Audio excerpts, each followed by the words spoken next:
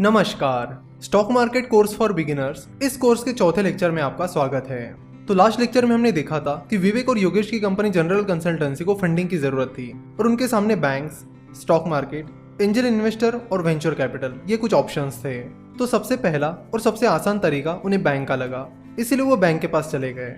जैसे ही उन्होंने बैंक के ब्रांच मैनेजर से बिजनेस लोन से रिलेटेड बात की तो उस ब्रांच मैनेजर ने उन्हें बताया कि वो बैंक विवेक और योगेश की कंपनी जनरल कंसल्टेंसी को लोन नहीं दे सकती क्योंकि कंपनी के पास उतने कोलैटरल नहीं है, यानी जनरल कंसल्टेंसी के पास सफिशिएंट कोलैटरल नहीं है, यानी गिरवी रखने के लिए सफिशिएंट एसेट्स नहीं है और उनकी कंपनी का वैल्यूएशन भी सफिशिएंट नहीं है, जिसकी वजह से बैंक उन्हें लोन नहीं दे सकती। बैंक एंजल इन्वेस्टर्स की तरह आइडिया और फ्यूचर ग्रोथ के बेसिस पर लोन नहीं देती है। बैंक बड़े लोन्स कोलैटरल के बेसिस पर देती है। तो बैंक का ऑप्शन विवेक और योगेश के लिए लगभग बंद ही हो गया। कुछ टाइम पहले गवर्नमेंट ने मुद्रा स्कीम लॉन्च की थी। तो मुद्रा लोन के तहत छोटे बिजनेसेस को 10 लाख रुपए तक का लोन बिना कोलैटरल के मिल जाता है, यानी बिना कुछ गिरवी रखे हुए मिल जाता है। लेकिन विवेक और योगेश के लिए ये अमाउंट सफिशिएंट नहीं थी। फिर उनके पास 3 ऑप्शंस थे, एंजल इन्वेस्टर्स, वेंचर कैपिटल्स और स्टॉक मार्केट। अगर स्टॉक मार्केट की बात की जाए तो early stage startups stock market से पैसा नहीं उठा सकते। जिन कंपनीज का प्रूवन ट्रैक रिकॉर्ड है, पिछले कुछ सालों में अच्छा खासा बिजनेस परफॉर्मेंस है, वही कंपनी स्टॉक मार्केट से पैसा रेज कर सकती है।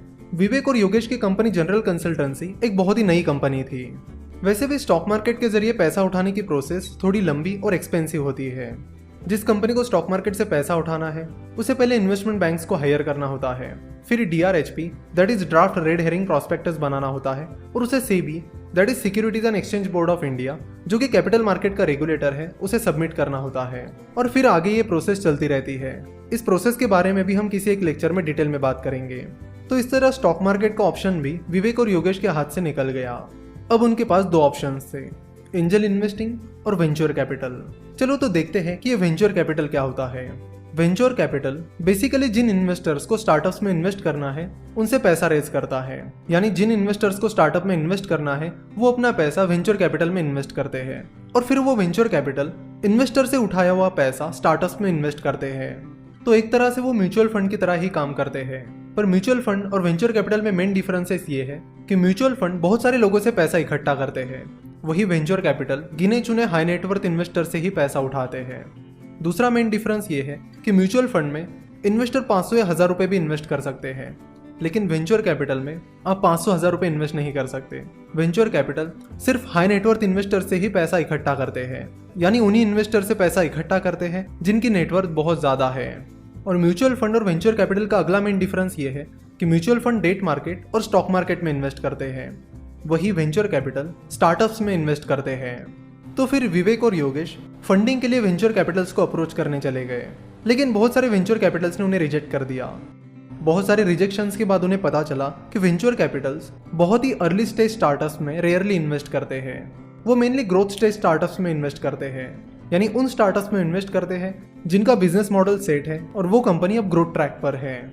विवेक और योगेश की कंपनी अभी तो बहुत ही स्टार्टिंग फेज में थी, ना तो उनका बिजनेस मॉडल सेट था ना ही वो ग्रोथ ट्रैक पर थे, वो तो बस अपने बहुत ही शुरुआती दौर में थे।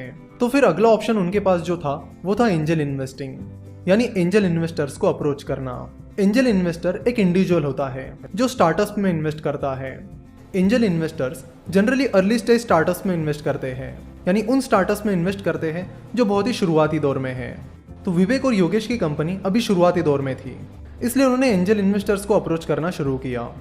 तो फिर वो एंजल इन्वेस्टर्स के साथ मीटिंग फिक्स करने लगे और उन्हें अपना बिजनेस प्लान बताने लगे कि इस तरह से हमने बिजनेस शुरू किया है, इस तरह का एक्सपर्टीज हमारे पास है और ये प्रॉब्लम है जिसे हम सॉल्व करना चाहते हैं। तो शुरुआत में 3 एंजल इन्वेस्टर्स ने विवेक और योगेश के आइडिया को रिजेक्ट कर दिया और उन्हें फंडिंग नहीं दी, लेकिन फिर भी विवेक और योगेश ने हार नहीं मानी।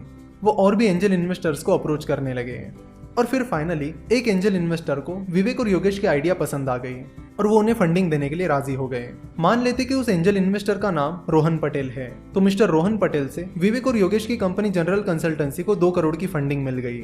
तो इस तरह जनरल कंसल्टेंसी को पहली फंडिंग मिल गई। इस फंडिंग की मदद से विवेक और योगेश अपना बिजनेस आगे बढ़ाने लगे, जिसके चलते जनरल कंसल्टेंसी का रेवेन्यू बढ़ने लगा और कंपनी अच्छा परफॉर्म करने लगी। ना सारी चीज़ें अच्छे से चलने लगी, जिसके चलते विवेक और योगेश को लगा कि उन्हें और फंडिंग उठानी चाहिए ताकि वो अपने बिजनेस को और ज़्यादा तेज़ी से बढ़ा सके। तो इस तरह विवेक और योगेश का बिजनेस अब ग्रोथ ट्रैक पर आ गया था। तो अब आपको बताना है कि विवेक और योगेश नेक्स्ट फंडिंग कहाँ से उठाएंगे, बैंक से, स्टॉक मार्केट से या वेंचर कैपिटल से। तो नेक्स्ट पार्ट में हम इस स्टोरी को आगे कंटिन्यू करेंगे। आशा करता हूँ कि आपको आज का ये लेक्चर पसंद आया होगा। आज का ये वीडियो देखने के लिए और हमारे साथ जुड़े रहने के लिए आपका बहुत बहुत धन्यवाद।